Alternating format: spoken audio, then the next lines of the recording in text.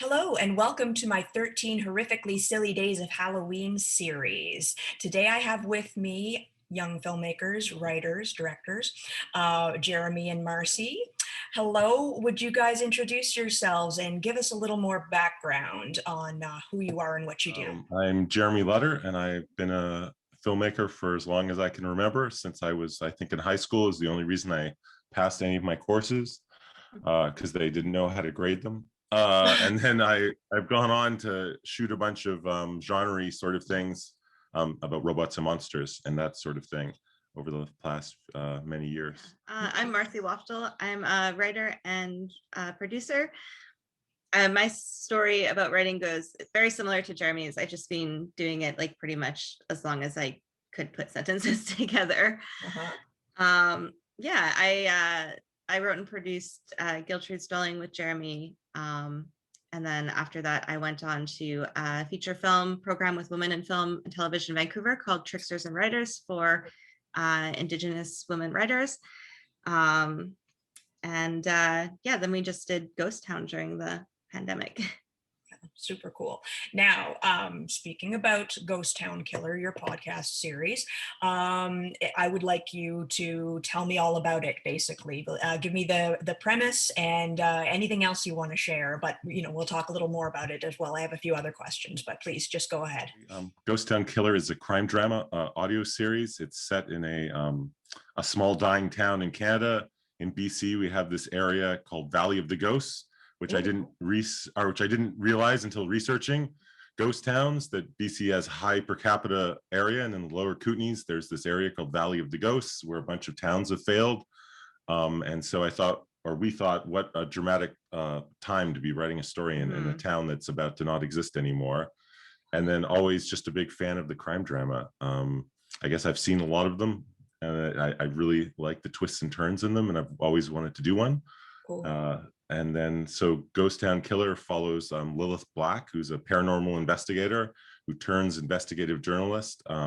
It's sort of a story about the truth, or what truth and myth means in our culture. And her sister gets murdered in a ghost town, and she tries to find the killer over 6 episodes. And everyone in the town is kind of a suspect in the thing, and kind of digs up a bunch of things about the town as well as it goes on. So the location is definitely a character in the story, and she embraces becoming a journalist as opposed to being a ghost story person over the course of the thing, trying to figure out the truth of the thing. Well, Marcy, you mentioned Giltrude's Dwelling. I just wanted to pop back to that for a moment, if I could. I just wondered if you had any updates regarding it. It was a short that you guys did and it's screened at the Blood in the Snow Festival back in 2019, and that's when I saw it. It was great, and I think you mentioned to me at the time, both of you, we were talking at the press thing, that you were hoping to expand on that world and the story. I'm just wondering where it is now, where it's headed, anything like that. Well, the main issue was that we kept on being asked, you guys have never done anything episodic before. And we were asked that 100 times over and over again. And then we decided to write Ghost Town Killer to give an answer to that question. People were like, you've never, because we had only ever done one-offs, and by one-offs I mean like features and shorts that have a clear beginning, middle, and end. And it's true, I had never really worked on we had never really worked on anything episodic, but now we have. The thing, people say, have you made anything episodic? I go, yes. You don't even have to read it, you can just press play. I had some people read out the lines for you on the thing. So yeah, Ghost Town was kind of motivated by our search to expand Giltrude and wanting to make another episodic thing first, because sci-fi genre stuff is hard in the terms of, so we wanted to make a thing first and then reassess afterward. Okay. If that makes any sense. Feeling a bit more ready to tackle that, but it's very soon in the thing. Definitely definitely learned a lot about episodic doing Ghost Town Killer, for sure, about the importance of cliffhangers and like how the episodic storytelling works in terms of that. Of character too. But I mean, character is always important, but I think in series it just becomes like the most important thing. Yeah, and that overall arc of the entire series and what how you have to break it down episode to episode kind of thing, and that their particular journey. Yeah, no, that's cool, and I assume that's why everybody was asking you, have you ever done anything episodic? And now that you can answer that question with a yes, they'll be interested in Gertrude's dwelling and what you want to do with it for sure. Now, did you mention to me, Jeremy, that you shot the Gertrude's dwelling short in a haunted house? Yes, it's So true. haunted. It's some ghost themes. Do you want to? Oh yeah. So I guess we went to go do our techs. So it's like this very prominent, like big haunted house in New Westminster. Okay. And we went to go do our tech. It looks like a haunted house. Mhm. We went to go do our tech scout, and our production designer was with us. And she's like, my dad helped restore that house. She's like, I don't even believe in ghosts, but that house is totally haunted. Oh, wow. Yeah. Cool. Yeah. She was like, oh, like the lights will turn themselves like on and off. And I guess like some nights they had to like spend the night in the house. And she said it was not the most fun. No, just not comfortable there, like an odd feeling. Yeah. Yeah. Did anything happen to you guys when you Oh were? yeah. Yeah. You tell. So which one was there were two things. We were running some shots looking out some Mhm. windows, and there was someone who kept on walking through and ruining the shot, like blocking the light. And then I was asking, who is that that's 'cause walking there and was a wrecking PA these outside. shots? And then the person that was outside said, there's no one out here. I've been standing out here this whole time. And that was a bit weird because Yeah. clearly everyone saw the Oh whatever yeah, it was totally a walking around person.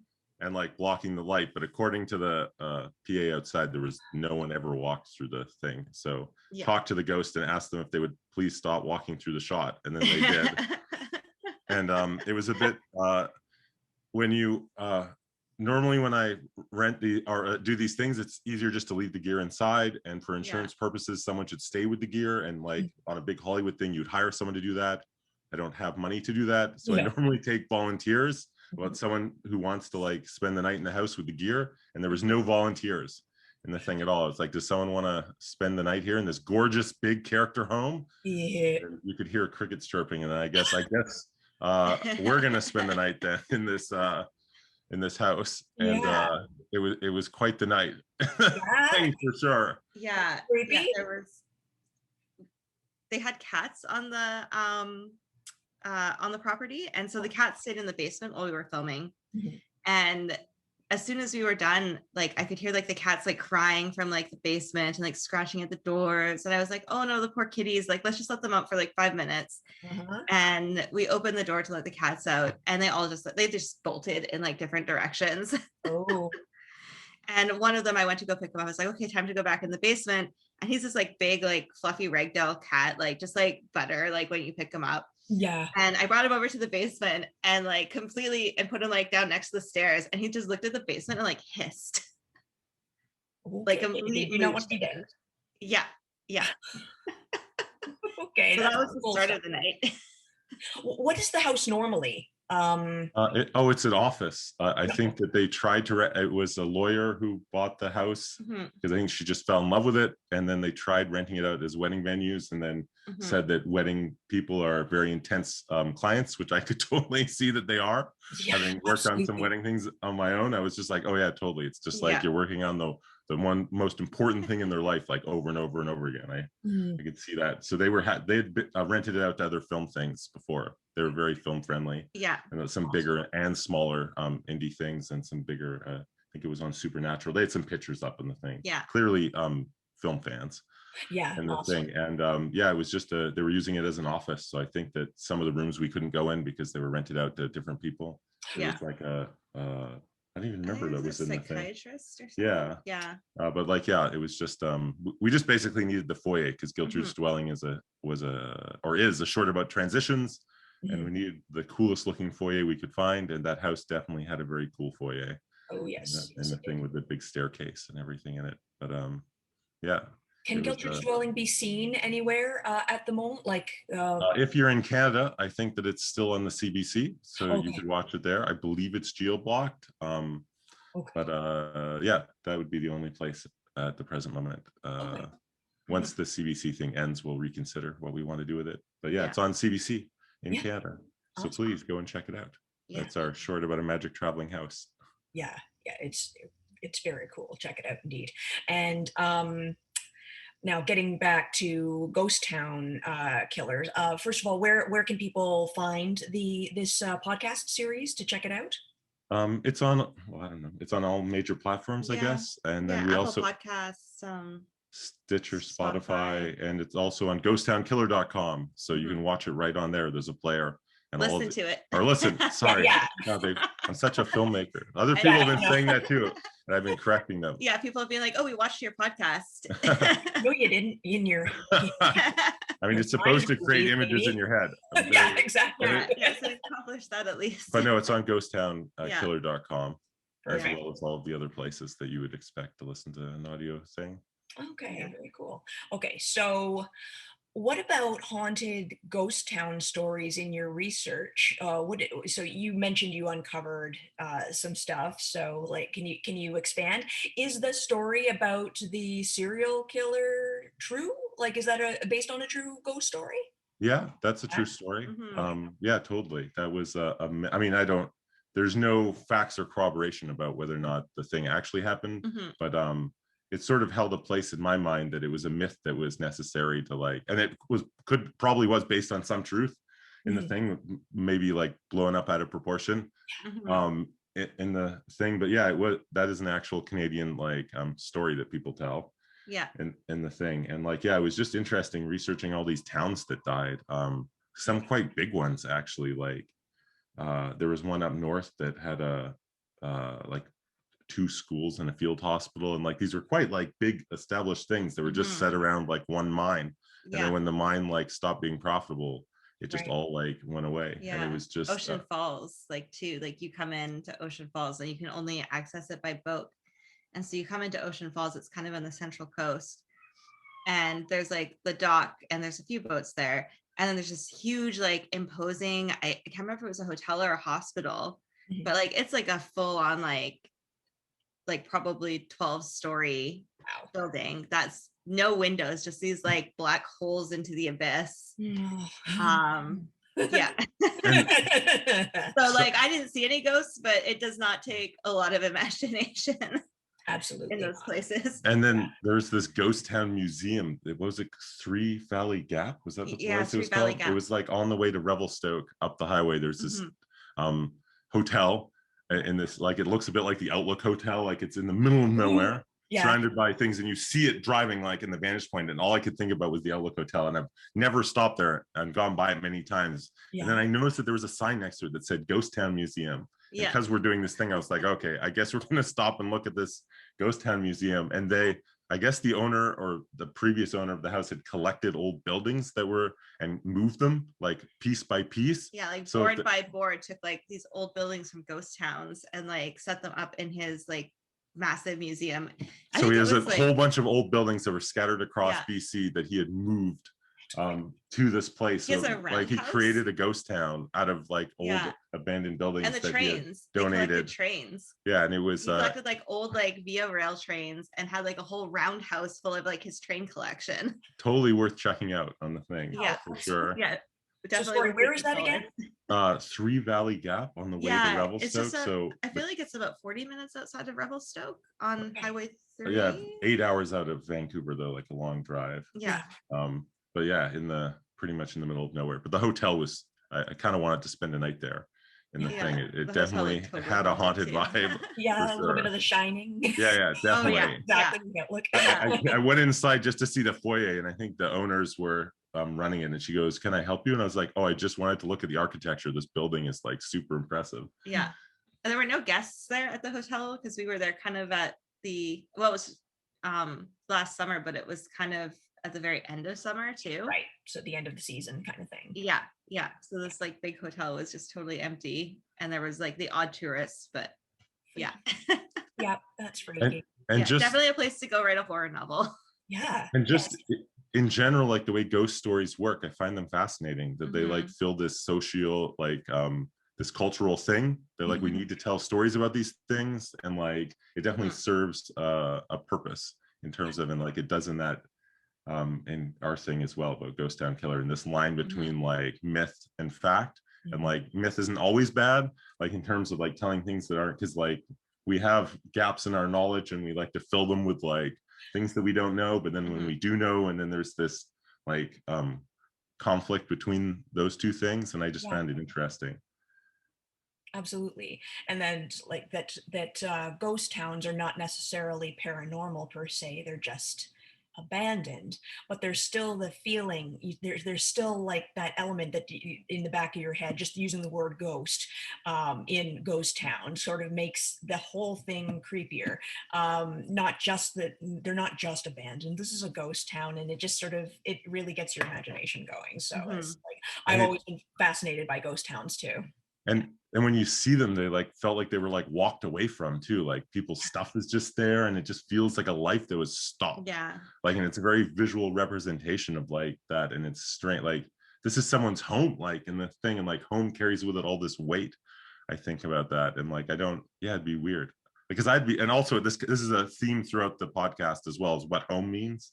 And like I would be sad if my, like I grew up in Victoria on the island. If that I mean, it's never going to turn to a ghost town, but if it did, I'd be really sad about it. Like I'd be like, I have all these like feelings about growing up there, and like, you know, and it would just be, it'd be weird to like the place that you grew up not being a place anymore. And the reason, yeah, that people had to walk away from it, whatever that reason may have been, like that's got some a lot of sad notes to it too, usually. I mean, people don't just abandon places for no reason. Yeah. Especially like a very extreme example is the whole Chernobyl thing. Yeah. No, And so that's a ghost town there, right beside there. And yeah, so with people just like abandoning stuff, just leaving it there. And if, oh, I can't believe there are tours around that, but there are. But yeah, so anyway, it just adds to the creep factor, the background of why. And as you said before, Jeremy, maybe having some holes in that, gaps in the knowledge of like, why exactly did people leave and so forth, or playing upon that if you're creating a story around it. So had a very fun time working in Ghost Town Killer for sure, creating myths and like trying to figure out this what this dying town would feel like, and can they turn it around, and like that sort of thing. Yeah, that's interesting too. It's not this particular ghost town isn't quite a ghost town yet. So can they, so but can you save a ghost town from becoming a total ghost town? Tell me a little bit about the actual production. How was it working with your cast and crew and post or during production and so forth? How was that? It was weird because we did it in the pandemic, and we remotely recorded everyone, which isn't necessarily what I would have done in another situation. I'm a big fan of like getting acting is mostly about reacting and that sort of thing, but it actually worked out really well. Some very talented actors on board, a lot of our first choices. I was a mix of people I'd worked with before and people I'd always wanted to work with. So it was like kind of new writing it, who we were hoping to get to play most of the parts, and most of them actually worked out to the person that we were thinking. And yeah, like really, Tadashi, you always picture that as hero, right? Yeah, like and I'd always wanted to work with him as well, like on something. So I was very happy when I went through his agent and I got a yes. The thing, I was super excited.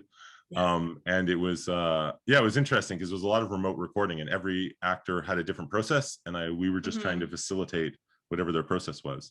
Some actors swore by that they wanted to just do the lines because they thought their characters were isolated and didn't care what the other actors were saying anyway.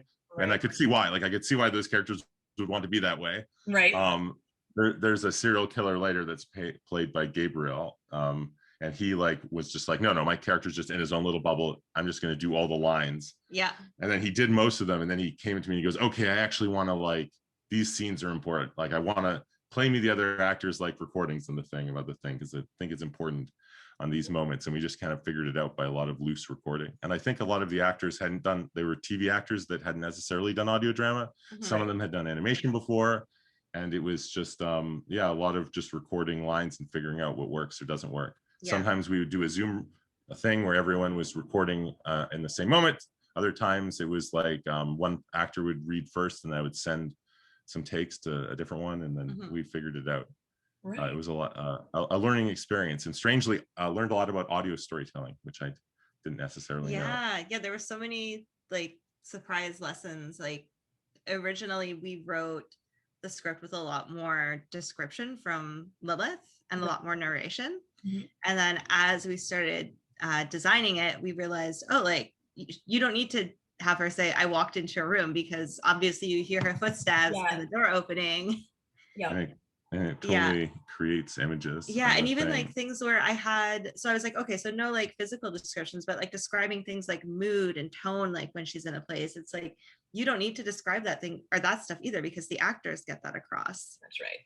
Yeah. Yeah, so we cut a lot of narration from it, I think, in the end. I Yeah. felt like I had come full circle as like a storyteller, because I had actually got my start filmmaking doing music videos, because they were an easy way to make a short thing, and the band would normally help out. And like when I first started making movies, it was a lot of music videos, but the audio is set. You get an audio track, and I was only thinking visually about like color palettes and like what the thing was. And like I did that for so many times that I think that I like visual was overweighted in my brain for sure. And doing this was like the opposite of that.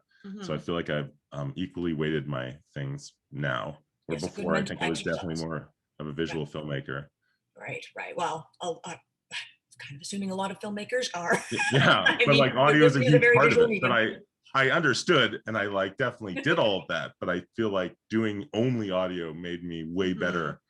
Absolutely. No, Audio it isolates storyteller it. for sure. Yeah, I noticed audio now a lot more in TV shows too. Like I've never noticed sound design before, but now like I'll be watching them and say, oh, that's a really great design for the audio there. Because good design, you don't notice it. Yeah. Yes. Yeah. Exactly. Yeah. No. So now you can appreciate that, and yeah. So another tool in the toolkit. Before I go into my typical 13 horrifically silly days questions that I ask everybody, and I asked you a few of them last time, I talked to you as well. So if it's repetitive, forgive me. Okay. But why is genre your thing? I would like you both to answer that if you could. Yeah. For me, I find it a very equalizing medium to tell stories. And get across like very like human themes to a wide audience, just because with genre everyone kind of enters a story on the same footing, and things like certain like divides kind of disappear, like when you enter like a fantasy world and everyone's kind of seeing it mostly from the same point. Yes. I think it's a great theme for like empathy and theme. Or sorry, great vehicle for empathy and theme. Yeah. Yeah. Absolutely. Yeah, my answer, I'm going to be a bit philosophical, but I thought about that when I got these questions in advance. I was like, yeah, why genre? In the terms, I think it really just comes down to storytelling is mostly just about having shared beliefs and symbols about something. Like when you watch a movie, things like you're trying to like get across an idea, and it's like a shared symbol. So certain symbols mean something in different cultures, and with genre as like a culture to itself, where there's expectations about these things, where things mean certain things in a genre film, and it's like a language. Yeah. And I like that. I like the expectation, both in that I have rules to follow or break, and I know what the thing is. And I guess I'm a rule person. Like when I'm telling stories, I like using the hero's journey most of the time, because it's an expectation that I can either break or follow with, and it just feels right. And genre has all this like extra language associated with it, where like certain moments mean something because they've been in so many other films, and you're like, oh yes, like I know, or not, but the thing, but like it's a shared language in terms of that. And I appreciate that about it, and like speaking and it carrying this weight, I guess. And I know genre filmmakers get slagged or a lot of the time, especially like in Canada, where there might be like a thing about the art film or like the immersive movie, which are fine, but they don't like it. There's this shared belief, I think, in a genre film that's hard to replicate in a art film or something in that same way. And I think that it's and it's hard to do genre well too, because it's been so like there's so many things about it. So I find it challenging as well in terms of living in this toolkit or whatever that I've been given about the thing. So I don't know. That's why it's about language and like the weight of it, I guess. Because I feel like when I'm making a genre movie, I'm making it with all of the other genre films behind, if you know what I mean. Like if that makes any sense. Yeah, absolutely it does. Thank you. All right. Understanding that there's many different genres within or subgenres within genre. The focus here tends to be both horror comedy, and there's a third, so I should do more than both, and B movie, and they all cross over a lot often. So I wanted to start by asking you both, what is your favorite horror movie of all time and why? Oh, Oh, wow. horror movie of all time. Yeah, just I any think national. like yeah, I think the one that's really stuck with me the most and like really like sat with me in a deeply disturbing way was Vivarium, which I just saw last year. Oh, cool. Yeah, it's been out for a couple of years, but I just recently watched it and I was like, that was disturbing. And I was like, not that like the images were disturbing, but like I am disturbed. Yeah. I am very disturbed now. Cool. Yeah, so in terms of like having an impact, I really enjoyed that one. Nice. All right. Yeah. Cool. Hmm. Jeremy? I'm gonna give two answers on the thing. Sure. Like the one that like at the very beginning, it was The Shining, like Stanley Kubrick's The Shining, like when I was young and watching that. So that like had an impact on me because I watched it when I was possibly too young Yeah. for the thing to watch those things, and like it really like that struck a chord for sure. But recently, like I think it was Midsummer. Oh, yeah. I got it. There was just something about that visually that like it blew me, like the bright colors and like it just never seen anything like it in terms of like I want to see that one really that like was hit a chord with me recently, and that's there was just something about that film that I would say was it was a masterpiece in terms of I guess also playing with expectation of genre and like the language that they used in the things. Yeah, that one really that one was my favorite of recent years for sure. Good choices. All Yeah. right. Now, do you happen to have favorite Canadian horror movies? Like perhaps something that's played at the Blood and the Snow Festival, or that or elsewhere? My my favorite Canadian horror film is something called The Void. I don't remember where I saw it. I think I saw it at a film festival at some point. yeah. I've seen it a couple times actually, and it was set in this like rundown hospital, I think, and it was like about an occult, and there were like the design of it was just really great. Like they had these guys in robes with triangle faces that were outside the thing, and there was a lot of animatronic tentacles, and there was like a doctor that was trying to live forever, I think, in the thing. But it just like it was such an awesome watch, like on the character standpoint, and like I was like, damn, this is a good movie. Like, so yeah, my favorite Canadian film off the top of my head is called The Void, and I totally recommend watching it. It was a little camp like in its tone, but like it really delivered it well, like in the thing for sure. Yeah, great execution. Nice. Marcy? For me, I really liked the film. Again, like it might be, or did it just come out last year? Come True. With, yes, I saw that one. Yeah, I quite like that one. Yeah. Oh yeah, I like that film too, actually. I totally, had a great dream element to it. Very visually interesting too. Yeah. Even the lead actress was interesting to look at. Just a different sort of look to her. Just yeah.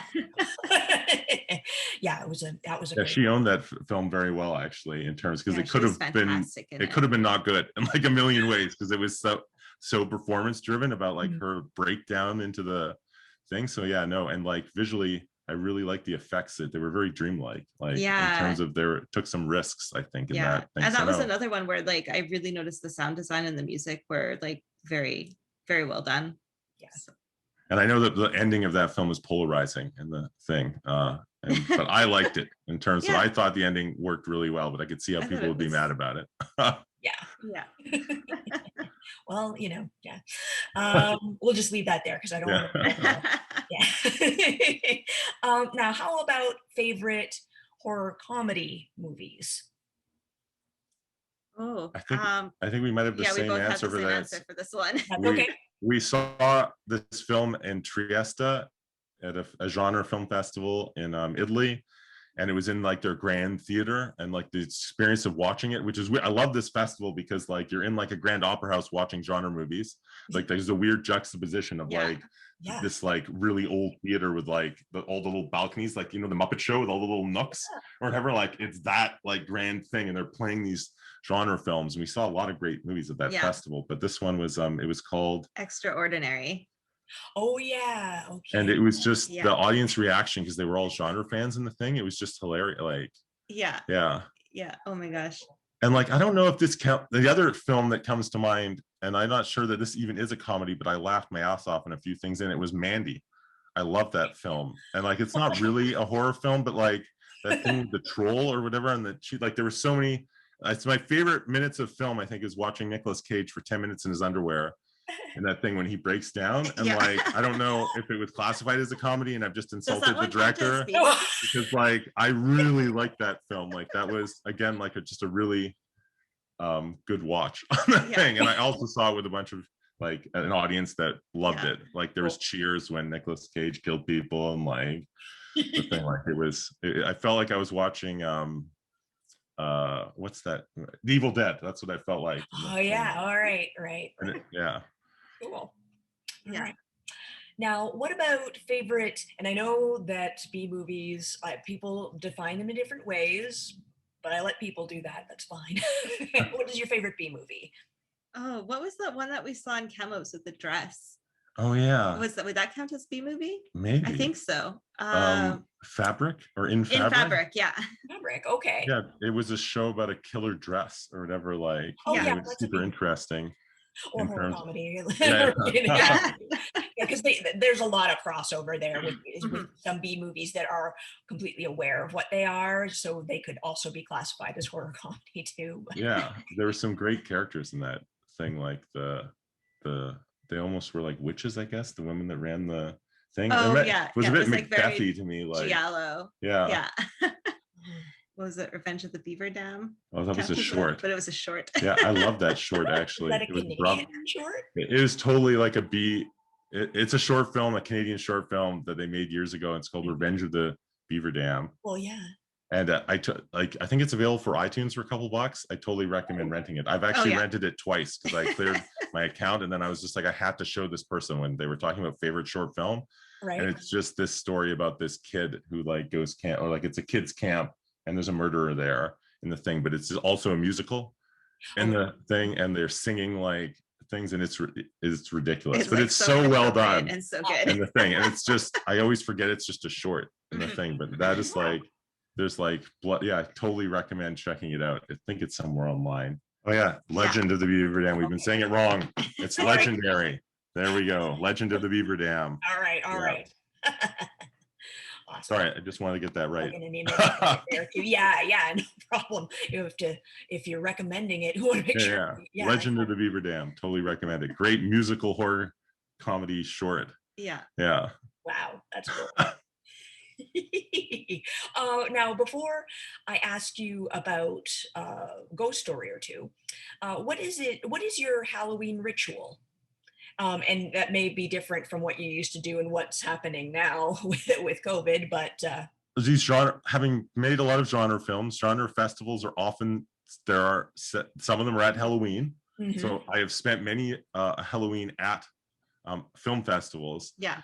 And I'm so creatively I hate to say that, because as a kid or a teenager or whatever, I used to do these elaborate costumes with my friends, and we do group costumes and all this. But like now in my adult life, the idea of like putting a ton of effort into a Halloween costume, because I do this as kind of a job or whatever, like I'm just like, I've just designed like 8 other characters. So the trick is to come up with a Halloween costume that is impactful but does not spend a lot of time, and that is my Halloween ritual to do that. And I'm going to tell you my favorite costume, being that I've gone to a lot of genre festivals. I went as a film festival rejection letter to one of the genre film festivals thing. I got a big placard, big piece of cardboard, and I wrote out the words that, like, you know, when you receive the rejection letter from a thing, it's always worded the same way. We received a lot of qualified applicants this year, and I regret to inform you that. So I wrote it all out on the thing, and then people walked up and they'd read it, and then they'd start laughing because they would know exactly what it was. And then I would say, this was the scariest thing I could think of. The thing, getting rejected. thing. And so that is my Halloween ritual, to come up with a low budget Halloween costume every year, and they're Very cool. normally film related. Yeah. I think, but I think that was my favorite one. For sure. That's pretty awesome. And Marcy, what about you? Oh, same. We're often at the genre festivals. And but if not, like I love going to I have like a younger brother who's quite a lot younger than me. And so or my sister, like I love going to people's houses, like if they have kids there, and like they'll have the trick-or-treaters coming, and I don't know, I just think it's really fun. Yeah, check out what everybody's wearing. Yeah. Yeah. It's really a magical like time, Halloween. I just thought of another one. I actually like to ride the bus on Halloween just to check out other people's costumes. It sounds a bit lame, but like say you're invited to a Halloween party or something and you're going there, and like the bus ride is always in the most interesting time. And the thing, I was like, I kind of want to just ride around again on the thing. It's like everyone's in their costumes and they're just feeling like it's like they're feeling like they're someone else, and they're like, you know, hiding a beer in their like thing or whatever. But like it's just, it feels like the rules are a little bit relaxed, and it's just like everyone's in a good mood, and they're like projecting some version of themselves in the thing. And like, I just really like walking around and checking out people's costumes, because they really you know, not me obviously, because I'm just wearing a placard cardboard thing, but other people put some serious effort into these things, and they're really like well done or whatever. And it's just awesome to see. I get the creativity about it being out. So checking out people's costumes for sure. I worked at I recently switched jobs, but I used to work at a university in the administration building, and they would take all the daycare kids on Halloween in their costumes, and like they parade them around the office, and it was so cute. Oh yeah, that is cute. Oh, that's a good and then like we'd all have to have like buckets of candy at our desks to like hand out, because they were all trick-or-treating, and we had to deliver the goods. or else, you know, trick or treat now. Do you have a Halloween ritual in the thing? Well, a couple things that have sort of developed over the year, or like recent years. I mean, obviously when I was a kid, I, went trick-or-treating, but doing this 13 horrifically silly days of Halloween and actually posting it out there and promoting it is one thing. But also the Monster Dash race here in Toronto. So you get to dress up, and you have if you're feeling shy about like, oh, I'm a grown up, right? So dressing up, and I don't have a party per se to go to. This is a race / party. So, and you're, raising money for a good cause and stuff like that. And seeing a bunch of because it's a full family thing. So you see lots of kids in their costumes and adults in their costumes and stuff like that. And there's, prizes and stuff like that. So, and a really, really cool medal, like an opening coffin with something inside it. Yeah, it's awesome. So I mean, last year it was virtual, but you do what you can, and I'm hoping this year we'll be able to do it in person. I'm friends with the organizer, so I guess I'll find out fairly soon. But that's the main ritual, as well as watching lots of horror movies over the entire month of October too. Nice. And now, time of year for sure. it's my favorite. Okay, so do you have one or two ghost stories you'd be willing to share before I let you go? You have the best ones. Okay. Do I? I don't even. We were shooting a music video. This is back when I was shooting music videos. We were shooting a music video in my grandmother's house, and it was empty, and they were just moving out, so it was a perfect location. And I'd always heard these like haunted stories about the house from my mother and her siblings. So I'd heard like a bunch of stories, and like, I don't know, like I'm a bit skeptical about these things, but we were, again, like we had moved all the gear in, and I was spending the night in the house, and then the lights started like turning off and on their own. And then I was like, I'm gonna go sleep somewhere else on the thing. Like it was I've heard all sorts of stories about this house. Like the ghost apparently wears a cowboy hat and like rattles chains and things. Like the thing because like all the siblings have different stories about this, and apparently my grandfather was a skeptic until he spent the night alone when everyone on vacation. He was alone and heard things downstairs and went downstairs and couldn't see what it was, and like then he became a believer about this thing too. So that house, I guess, is pretty haunted. Yeah. And I growing up, this one's actually pretty good. Growing up in my parents' family home, I'm pretty sure that we were going through a bit of a dramatic time, and there was some weird energy in the house. And there was this one night where I was and weird things just started happening around the house. And again, like I don't know, like I'm still a bit of a skeptic, but there was this one door that when you touched it, the doorknob was cold and it felt like someone was holding it from the other side. And my dad was just like, oh, it's just different in air pressure between that room and the other room because like it's cold through. I'm like, okay, but it certainly felt like someone was holding the knob. Like it didn't feel like a difference in air pressure to me. Yeah. But the thing, it literally felt like someone was holding the knob. Right. Open the door, and the knob was freezing. Like an escape. And the thing, and it just would happen intermittently in the house, and it was weird. Like it was weird, but okay, whatever. And the thing, and there was this one time where I was working downstairs on my computer, and I heard this loud bang, and then I walked outside or into the living room area, and there was double pane glass, like a sliding glass door, and the inside pane was cracking out, like someone had hit it, like that someone had like punched it or something. And like I was watching the cracks form until they went to the edge because I just heard the sound and then rushed out, right? And then I'm watching the glass break and it shatters and all falls in. And I'm like, who the hell like hit this? And my dad was like, oh, it's just probably an imperfection in the glass about the thing. And it just brought, I'm like, but this door has been up for like years on the thing and it's just gonna break now because of an imperfection in the thing. So it was weird. And I had weird, vivid dreams at that point, sleeping in the house. I actually started sleeping at a friend's house because I was like, I couldn't, like it was weird in terms, but it eventually stopped. And then it all kind of went away at the same time, like all the weirdness, and that stopped. It was just for like a small period of time, but it was strange. I can't explain why the window broke on its own, and can't explain why the doorknobs were cold. Or my father, of course, always had a good explanation for it, in science and reason, but I don't know. Sometimes I've heard that if it isn't a traditional haunting, and so it's something that's just over, a short period of time and goes away. And you were talking about how the energy was a little strange at that time. Yeah. Sometimes people can actually create poltergeists with their own energy, and get that kind of haunting going on. So, and poltergeist activity is very much, about physical things happening, like stiff doors or doors either opening and closing, and lights and stuff like that going on and off, or being unable to open things, or glass shattering. That's pretty poltergeisty.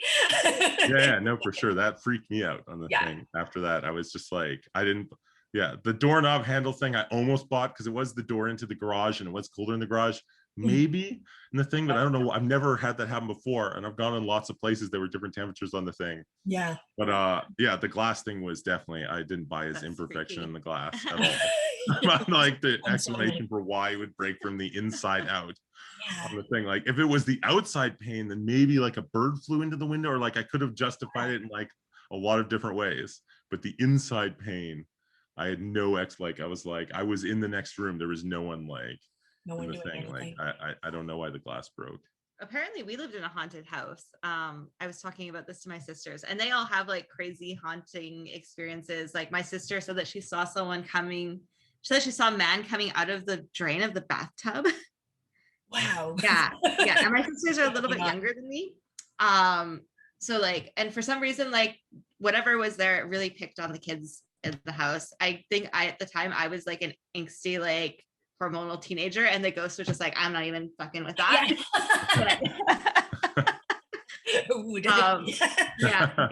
The worst that happened to me was that I was home alone and my hairbrush moved from one room to another. That was otherwise he left me alone, the ghost. Okay.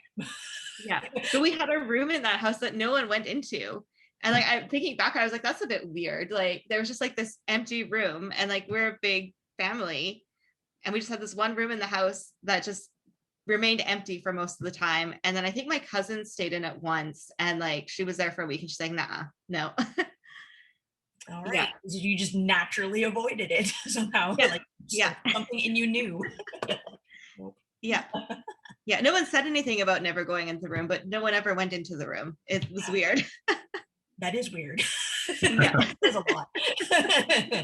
I did want to add something about genre for because we answered that question about genre before, about why genre. And I Yes. did like the murder mystery thing of doing Ghost Town Killer. It really taught me a lot about like following the rules of genre, and we really got into like the first version of Ghost Town Killer that we made. It didn't follow or like not the formula, but like the expectations of it, and Yeah. it felt a bit off. And then when we like throughout adjusting it and putting it like more into the space of the crime genre or the crime drama genre, definitely felt better, just because of expectations and that sort of thing. So it was I thought making Ghost Town Killer with Marcy was a good lesson in genre storytelling, especially because the rules and expectations of like the murder mystery are so well known. Yeah, especially like when you go and look at when we went back and looked at some of the things that seemed really groundbreaking at the time, like they still followed the expectations. Like